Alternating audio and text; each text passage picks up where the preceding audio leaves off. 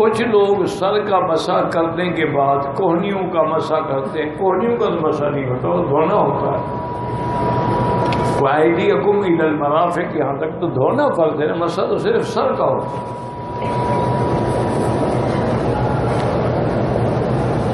اہل بدعت کی اصلاح کے لیے ان کی مجلسوں میں جانا، اگر جا کے آپ ان کو دین کی بات سمجھا سکتے ہیں بالکل جائیں گے، سمجھائیں گے تو بات بنے گی نا.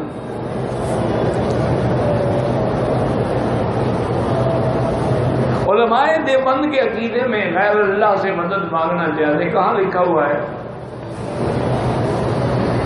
تمہیں اللہ سے کوئی ڈر بھی نہیں آتا؟ جن کی زندگی توحید پہ گزر گئی وہ غیر اللہ سے مانگنا سکھاتے تھے،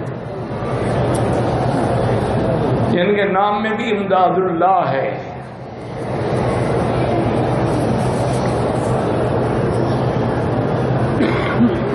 یہاں پر زمزم کنویں کے علاوہ 2 کنویں اور بھی ہمیں ہیں. وہ کون سے کنویں ہیں؟ بہرحال اصل تو زمزم ہے، اس کے بعد ایک کنواں داؤدیہ تھا، وہ بند ہے. زمزم انشاءاللہ اتنا ہے کہ کسی کی ضرورت ہی نہیں ہے. اب اس کو بھی وہ صاف کر رہی ہے گورنمنٹ، کیونکہ یہ زمزم کے 2 راستے ہیں. ایک تو کعبۃ اللہ کا جہاں کعبہ شریف ہے اس کے نیچے سے پانی کی لہر جاتی ہے، اور ایک جبل ابی قبیس کی طرف سے ایک چشمہ آ رہا. یہ دونوں مل کے زمزم کی جگہ ظاہر ہوتے ہیں، تو اس کو وہ ذرا صاف کرنا چاہتے ہیں.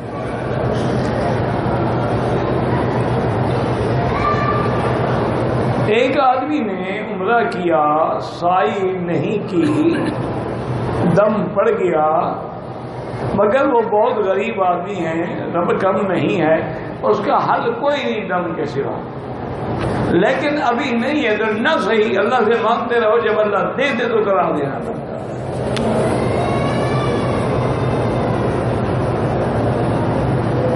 میں 2 حج اور عمرہ کر چکا ہوں. ہمارے گاؤں اور رشتے دار کہتے ہیں کہ وہاں جا کر بھیک مانگتا ہے کوئی. کیا کہنے دو لوگوں کو.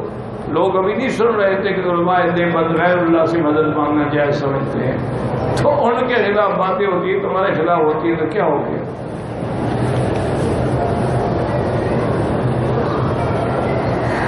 تحیت المسجد جو ہے اللہ کے حرم میں، وہ تحیہ کے بجائے طواف ہے. لیکن جو آدمی طواف نہ کر سکے تو 2 رکعت پڑھے گا. ہر وقت تو طواف نہیں کر سکتا.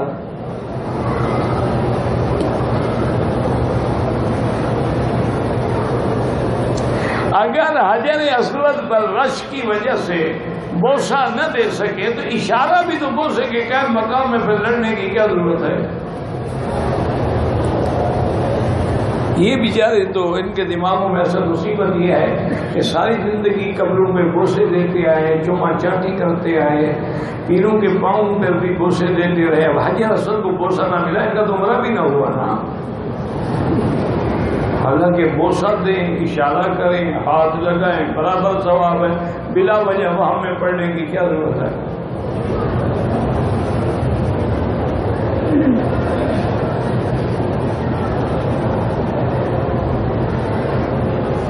میرے دادے کی کوئی جائیداد نہیں تھی. میرے والد نے اپنے پیسوں سے زمین، تو اب اس کی اولاد ہے، پہلے اولاد لے گی، پھوپھی کو کیوں ملے گا؟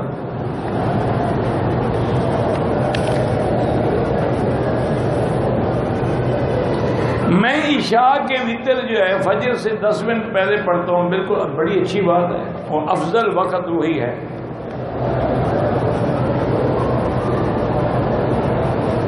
دادا پوتے کو جائیداد دے سکتا ہے، شریعت میں اس کی جائیداد کا پوتا حصے دار نہیں ہے.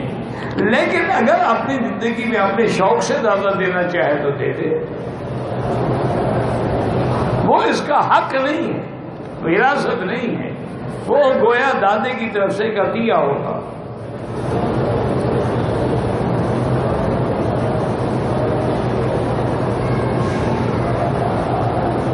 اپنے بارے میں، میرے بارے میں پوچھ کے کیا کرو گے؟ میں تمہارے سامنے ہوں. وہ کسی نے پوچھا نا کیا حال چال ہے، اور نے کہا حال تمہارے سامنے ہے، چال تمہیں چل کے دکھا دیتا ہوں.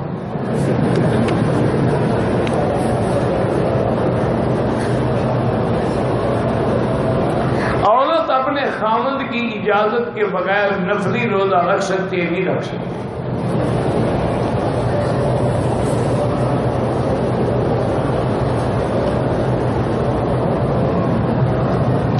ایک آدمی پہ دم پڑ گیا، اس نے دم کا بکرا ذبح کرے تو مکے کے فقیروں میں تقسیم کرے، نہ کہ کمرے والے ساتھیوں کو کھلا دے۔ ان کو کھلانا ہے تو ایک اور بکرا ذبح کر کے کھلاؤ تاکہ تمہاری محبت کا بھی پتہ لگے۔ یہ تو اللہ کا دم اللہ کے لیے ہے، تو غریبوں کا حق ہے۔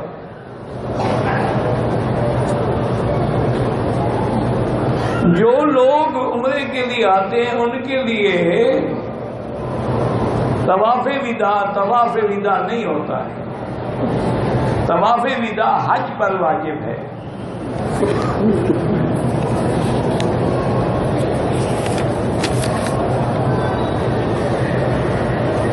میرا چھوٹا مدرسہ اللہ کامیاب فرمائے،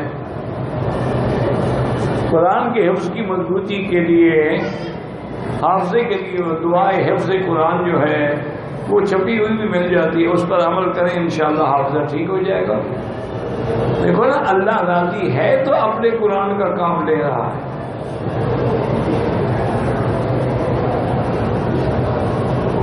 غار ثور یا غار حرا پہ نفل پڑھنے کا کوئی حکم نہیں ہے۔ آپ جانا چاہتے ہیں جائیں، لیکن حکم کوئی نہیں۔ انتقالی اقتدار کے لیے مجلس شورا فیصلہ کرتی ہے۔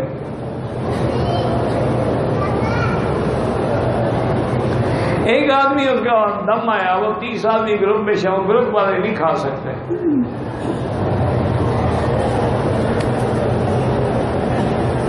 اکیلی عورت اگر مسجد عائشہ سے عمرہ کرے ہو سکتا ہے، کوئی لمبا سفر نہیں ہے، تو 15-20 منٹ کا سفر ہے سارا، لیکن بہتر یہی ہے اس دور میں اکیلا نہ کرے۔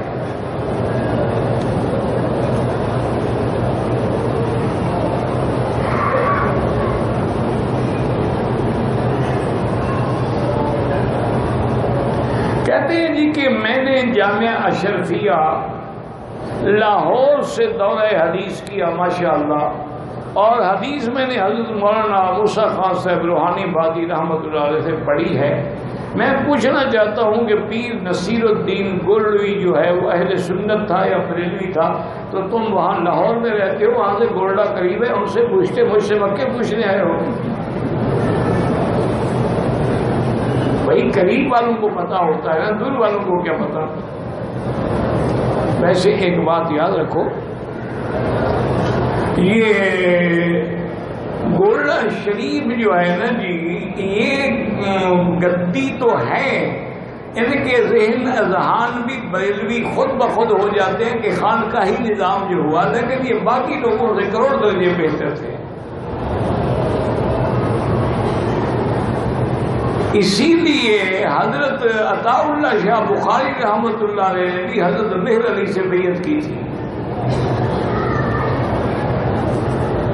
اور حضرت مہر علی صاحب جو تھے حضرت مولانا حسین علی صاحب سے بھی پڑھے ہیں وہاں بچرا بہادر سے۔ یہ بڑے اچھے لوگ تھے۔ بہرحال ان کے ہاں کبھی علماء دیوبند کے خلاف یا علماء توحید کے خلاف نہ تقریر ہوتی تھی، نہ ان کو گالیاں دی جاتی تھی کبھی۔ ان کی وفات کے بعد جو ہے ان کے پوتے تھے تقریباً نصیر الدین ناصر، وہ بھی ماشاءاللہ بہت بڑے عالم بھی تھے اور بڑے شاعر بھی تھے، اردو کے بھی، فارسی کے بھی، عربی کے بھی، اور انہوں نے توحید پر بڑی عجیب عجیب نظمیں لکھی ہیں جو پڑھ کے آدمی حیران ہو جاتا ہے۔ اور انہوں نے اپنے بریلویوں کے عقیدہ علم غیب کے خلاف رد میں کتاب بھی لکھی ہے کہ جو انبیاء کو عالم الغیب سمجھتے ہیں وہ کافر ہیں۔ باقی آخر اتنے بڑے پیر کے بیٹے تھے، کچھ نہ کچھ ڈھیلا پن تو ہوگا، کبھی کبھی کوئی ڈھیلی بات بھی کر جاتے ہوں گے، ایسے انہوں نے توحید پر بھی بڑا کام کیا۔ اب میرے خیال میں ان کا بیٹا ہے جو کر رہا ہے۔ بہرحال اللہ سب پہ کروڑوں رحمتیں فرمائے، اور وہ حضور کے صحیح عاشقوں میں تھے۔ بہت بڑا علمی ذخیرہ تھا، کتب خانہ بھی بہت بڑا تھا، اور بڑے صاحب بصیرت بزرگ تھے، اللہ ان سب پہ کروڑوں رحمت فرمائے. شورش کاشمیری جیسا اللہ ان کی قبر میں رحمت کرے، جو بریلویوں کا سخت دشمن تھا نا، لیکن ان لوگوں کے ساتھ تعلق رکھتا تھا. باقی اب دلوں کا مالک اللہ ہے. اب تو جو تم واحد بنتے ہو، تم بھی کل شریف کھاتے ہو، گیارہویں کھاتے ہو، تم نے کون سی کمی چھوڑی ہوئی ہے؟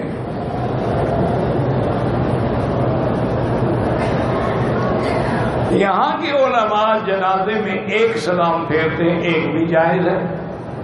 اصل میں حدیث میں ایک سلام بھی ہے، دو بھی ہے، مسئلہ سمجھا کرو. تو یہ باقی نمازوں میں دو سلام پھیرتے ہیں، جنازے میں ایک پھیرتے ہیں تاکہ دونوں حدیثوں پہ عمل ہو جائے. امام ابو حنیفہ فرماتے ہیں کہ جب سلام زیادہ ہوگا تو ثواب بھی تو زیادہ ہوگا، ہم کیوں ایک پر گزارا کریں؟ ورنہ نماز تو ہو جاتی ہے ایک سے بھی. ایک آدمی طواف کے دوران وہ کسے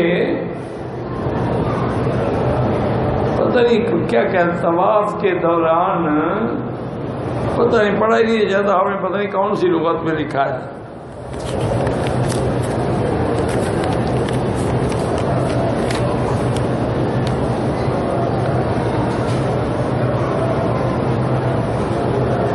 دہلی سے آئے، احرام باندھا، رات میں آئے، دیکھا احرام کو کچھ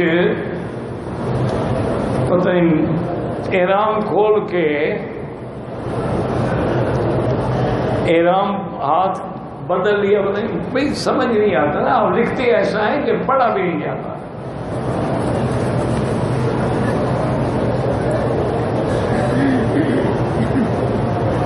بندہ احرام کی حالت میں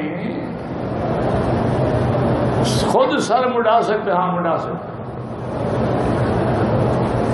ہم 4 ساتھی ہیں احرام کی حالت میں، احرام کی حالت میں نہیں. جب تم دونوں طواف کر لو، صفا مروہ دوڑ لو، ایک دوسرے کے ساتھ پہ اسرا پھیر سکتے.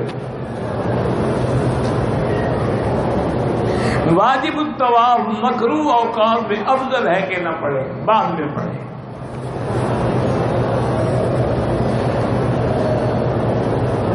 کعبۃ اللہ کے خلاف وہ کہیں سے بھی پکڑ کے دعا نہ کریں، صرف ملتزم پہ سینہ لگا سکتے ہیں، باقی کسی جگہ خلاف پکڑنے کا حکم نہیں ہے. جو لوگ زندہ ہیں آپ اپنے لیے طواف کریں، ان کو دعا کریں اللہ ثواب دے. کہتے ہیں کہ طواف میں بھی، حرم پاک میں بھی عورتیں مہندی کی نمائش کرتی ہیں. نمائش کرنا منع ہے، ورنہ مہندی لگانا تو آپ کے لیے ضروری ہے اور سنت ہے. ایک ہے فیشن کرنا. آج کل تو گل بوٹے بناتے ہیں نا مہندی سے، سنت کے مطابق نہیں لگائی جاتی.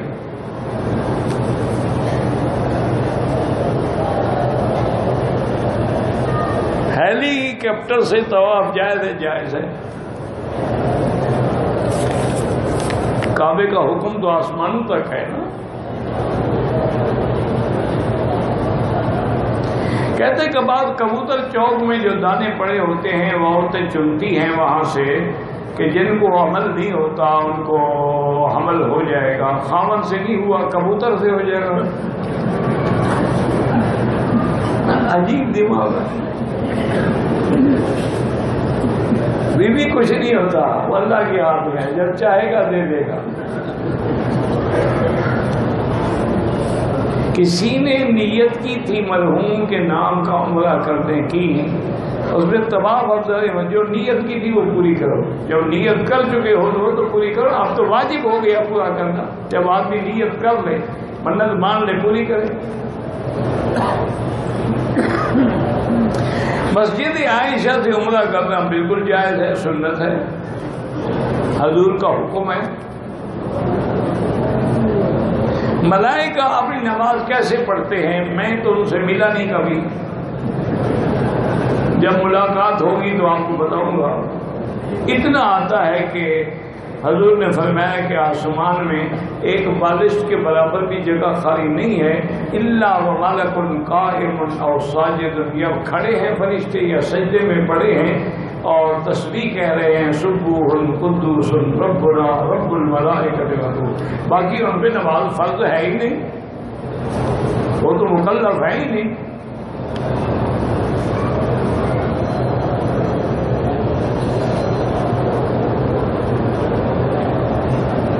رابطہ کیا، رابطہ ممکن نہ ہو سکا،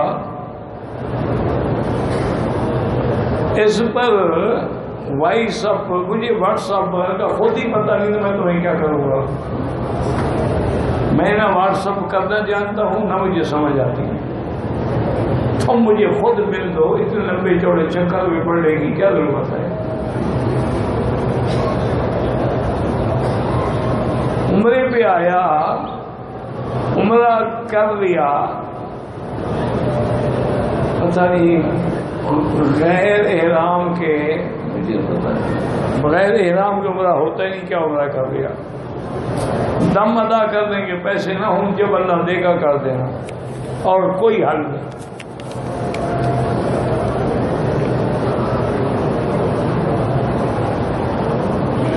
علماء اب آ گئے ہو توسل پہ، توسل الگ چیز ہے اور غیر اللہ سے مدد مانگنا الگ چیز ہے، اور علماء دیوبند جو توسل کے قائل ہیں وہ انبیاء کو حیات سمجھتے ہیں، اور زندہ آدمی کا وسیلہ پکڑنا تو سب کے نزدیک جائز ہے،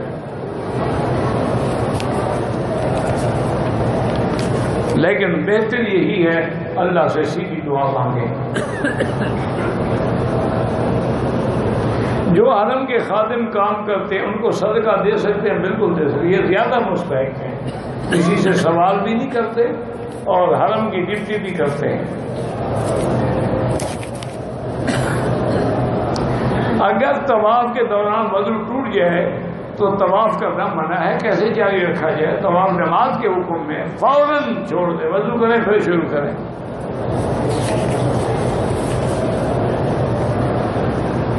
نماز عصر یہاں جلدی ہوتی، ان کے مسلک میں وقت ہو جاتا ہے، حنفی مسلک میں نہیں ہوتا، لیکن حنفی علماء کا فتویٰ یہی ہے کہ اگر اللہ حرمین نصیب کرے تو حرمین کی نماز نہ چھوڑو، تاکہ اتنی بڑی جماعت تمہیں کبھی نہیں ملے گی۔ افضل یہ ہے کہ 2 رکعت واجب الطواف مغرب کے بعد پڑھے۔ میزا بن احمد پرنالے کا نام ہے اور کیا تعریف ہے۔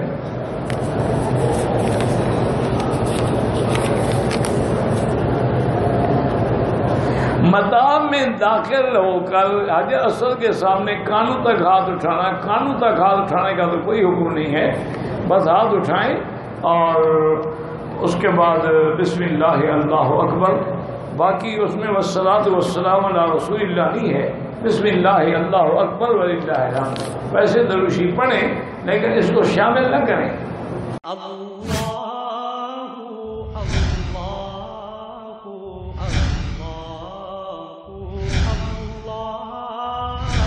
اللہ